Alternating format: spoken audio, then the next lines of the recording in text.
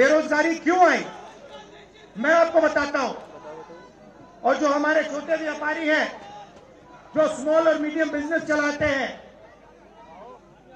आप अच्छी तरह सुनिए, क्योंकि आप इस देश के भविष्य हो। अगर इस देश को कोई रोजगार दे सकता है तो इस देश का किसान और ये जो छोटे व्यापारी हैं और स्मॉल और मीडियम बिजनेसेस चलाते हैं, ये लोग। क्यों? क्योंकि ये लाखों हैं, ये लाखों में हैं। और कोई 100 लोगों को रोजगार देता है, कोई 500 को देता है, कोई 1000 को देता है, कोई 25 को देता है, कोई 33 को देता है, और ये लोग देश को रोजगार देते हैं। अब इनकी बात करते हैं। ये 24 घंटे लगे रहते हैं, बैंक के दरवाजे इनके लिए बंद होते हैं। हिंदुस्तान के 2-3 अरबपतियों को 1 लाख करोड़, 2 लाख करोड़, 3 लाख करोड़ ऐसे दिया जाता है। ये बैंक के सामने जाते हैं, इनको धकेल के निकाल दिया जाता है। राइट? अब क्या? ठीक है, बैंक का पैसा नहीं दिया तब भी मान ली बात, तब भी मान ली बात। मगर फिर क्या किया? फिर प्रधानमंत्री ने नोटबंदी की और प्रधानमंत्री ने गलत जीएसटी लागू की। भाई और बहनों, ये पॉलिसी नहीं है, ये हथियार है। छोटे व्यापारियों को, स्मॉल और मीडियम बिजनेस वालों को और किसानों को मारने के हथियार हैं ये। और जब इन्होंने ये काम किया तो देश के जो युवा हैं उनको रोजगार नहीं मिल सकता, सवाल नहीं उठता।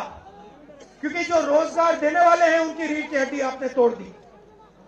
किसके लिए तोड़ी? किसके लिए तोड़ी? इनके जो मालिक हैं उनके लिए तोड़ी। गेम को समझो। अब देखिए, अब आगे चलते हैं। युवाओं की बात की, स्मॉल और मीडियम बिजनेस वालों की बात की, दुकानदारों की बात की। अब सड़कों पे मुझे हजारों किसान मिले हैं। 1 सेकंड में पहचान लेता हूं, जैसे ही हाथ मिलाता हूं समझ आ जाता है ये मजदूर है या ये किसान है। हाथ से पता लग जाता है, खिले हुए हाथ होते हैं। अच्छा, एक और सवाल है जो मैं सोच रहा हूं।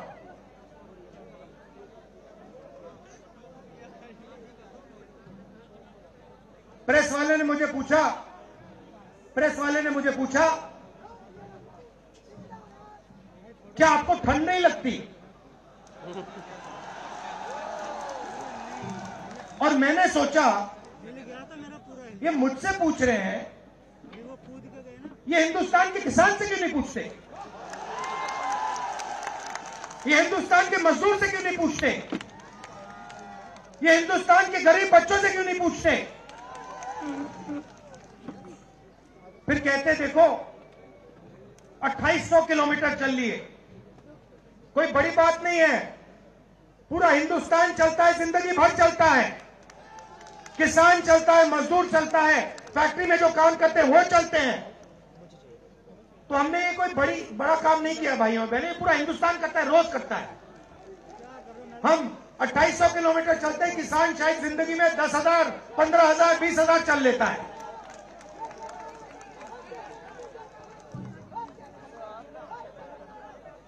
तो मैं चाहता हूं कि ध्यान सही जगह जाए।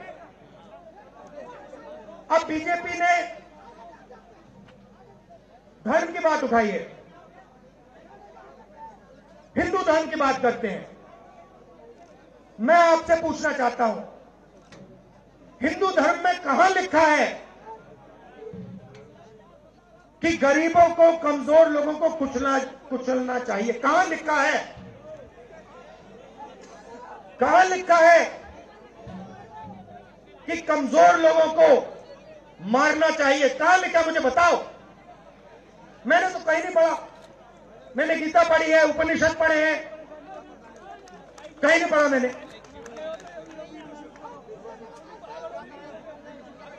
आपने पढ़ा कहीं?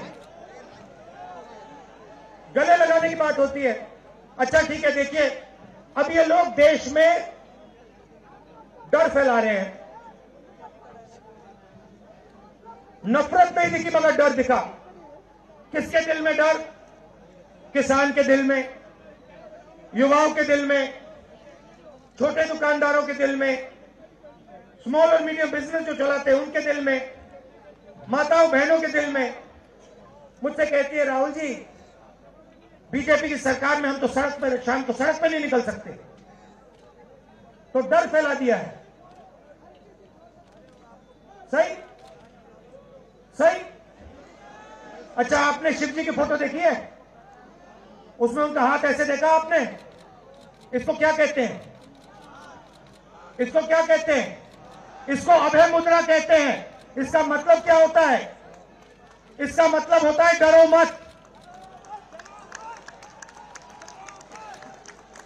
तो शिव जी कहते हैं डरो मत, हिंदू धर्म कहता है डरो मत, और ये लोग 24 घंटा इस देश में डर फैलाने की कोशिश करते हैं।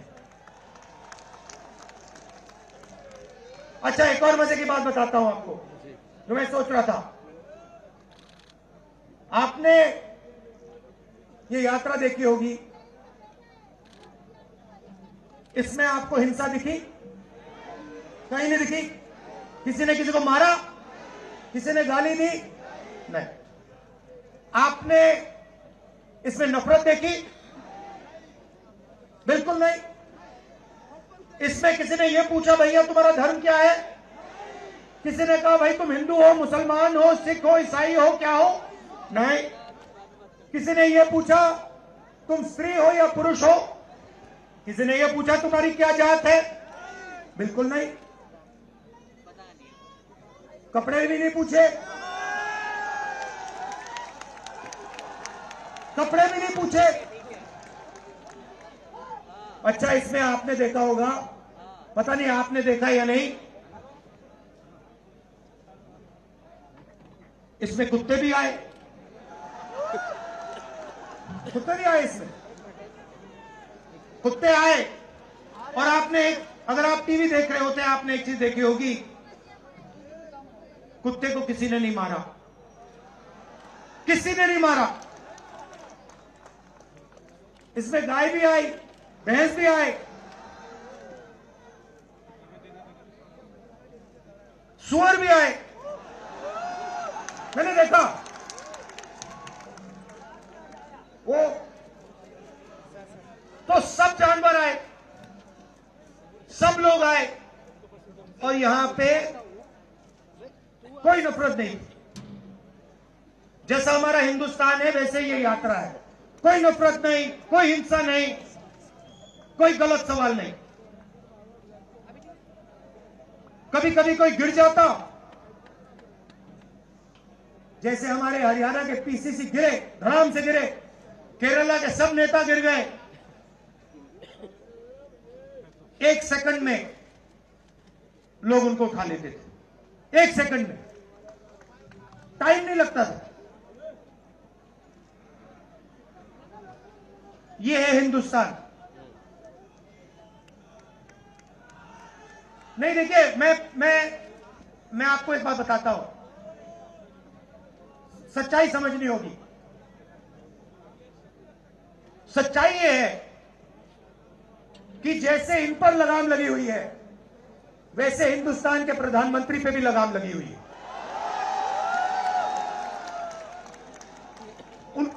उनकी गलती नहीं है, वो संभाल नहीं पा रहे हैं, कंट्रोल नहीं कर पा रहे हैं, उनको कंट्रोल कर दिया है। नहीं, मैं सच बोल रहा हूं, मैं सच बोल रहा हूं। क्योंकि आप देखिए, एयरपोर्ट भी उनके, पोर्ट भी उनके, एग्रीकल्चर के स्टोरेज डिपो भी उनके, और क्या उनका, हाँ, लाल किला भी उनका, लाल किला भी उनका, सारे के सारे पब्लिक सेक्टर की कंपनियां उनकी, और क्या उनका, रेलवेज उनकी,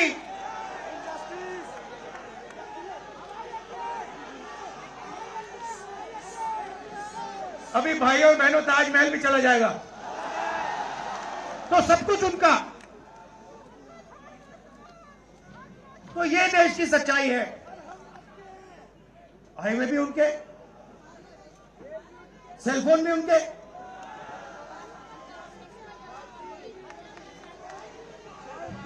मगर सच्चाई हमारी। आप देखिए, मैं आपको बताता हूं, आपको मैं बताता हूं, अपनी कहानी बताता हूं। जब मैं राजनीति में आया, 2004 में आया, हमारी सरकार थी, चुनाव जीते थे, और ये प्रेस वाले 24 घंटा मेरी प्रशंसा करते थे। 24 घंटा 24 घंटा राहुल गांधी, राहुल गांधी, राहुल गांधी, राहुल गांधी। फिर मैंने क्या किया, मैं चला गया भट्टा परसोल। नहीं सुनो, आपको समझना है ये है क्या। मैं भट्टा परसोल गया और मैंने किसानों का जो जमीन का मामला है उसको छेड़ दिया। और भाई और बहनों, जैसे ही मैंने किसानों का जमीन का मामला छेड़ा, वैसे ही मेरे पीछे पड़ गए। उसके बाद जमीन अधिग्रहण बिल, भट्टा परसोल के बाद जमीन अधिग्रहण बिल लाया, कांग्रेस की सरकार लाई। उसके बाद तो पूरा फुल टाइम 24 घंटा मेरे पीछे पड़ गए। प्रधानमंत्री जी ने, बीजेपी ने, मैं आपको सच्चाई के बारे में बताना चाह रहा हूं, प्रधानमंत्री ने, बीजेपी ने हजारों करोड़ रुपए लगा दिए मेरी छवि को खराब करने में, हजारों करोड़ रुपए। और आपने देखा होगा, मैंने एक शब्द नहीं बोला, बिल्कुल चुप, बिल्कुल चुप। मैंने एक शब्द नहीं बोला। मैंने ये नहीं बोला भैया ये गलत बोल रहे हैं, ये ठीक नहीं है ना, मैं बिल्कुल चुप, चुप। क्योंकि मैंने कहा चलो देखता हूं कितना दम है, और लगाया। पूरी की पूरी मीडिया लग गई, व्हाट्सएप पे लगाया, फेसबुक पे लगाया, सब जगह 24 घंटा राहुल गांधी के बारे में। कुछ नहीं बोला मैंने, पूरे देश में फैला दिया। और फिर एक महीने मैंने आपको सच्चाई दिखा दी, और पूरा पूरा खत्म। देखो सच्चाई कैसे काम करती है। सच्चाई को छुपाया नहीं जा सकता है, कहीं ना कहीं से सच्चाई बाहर आ जाती है। और ये यात्रा हिंदुस्तान को जोड़ने की है। क्यों? क्योंकि इस नफरत से, इस डर से हमारे प्यारे देश को नुकसान हो रहा है।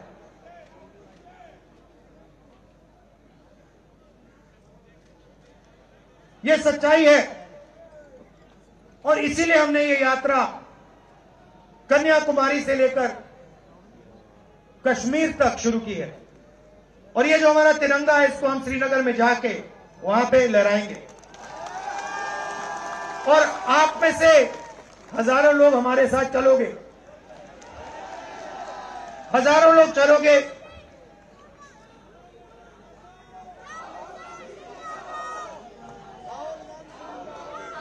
तो भाई और बहनों, देखिए, सच्चा मुकाबला दुनिया में, सच्चा मुकाबला चाइना और हिंदुस्तान के बीच में है। ठीक है, चाइना ने 2000 स्क्वायर किलोमीटर हमारी जमीन ले ली है। प्रधानमंत्री जी कहते हैं कि हमारे बॉर्डर के अंदर कोई नहीं आया। तो भैया प्रधानमंत्री जी, अगर कोई नहीं आया तो हमारी सेना उनकी सेना के साथ 21 बार क्यों बात कर रही है? और हमारे जो सेना के लोग हैं, हमारे डिफेंस फोर्सेस के लोग हैं, वो क्यों कह रहे हैं कि चाइना ने हमारी जमीन ले ली है? मगर देखिए, कंपटीशन आर्थिक है, मुकाबला आर्थिक है। ये आपके जो सेलफोन है, ये आपकी जो शर्ट है, जूते हैं, इसके पीछे आप देखिए, प्रेस वालों के जो कैमरा है इसके पीछे देखिए, उसके पीछे आपको लिखा दिखेगा मेड इन चाइना। हमें शर्ट के पीछे, सेलफोन के पीछे, जूतों के नीचे मेड इन इंडिया लिखना है।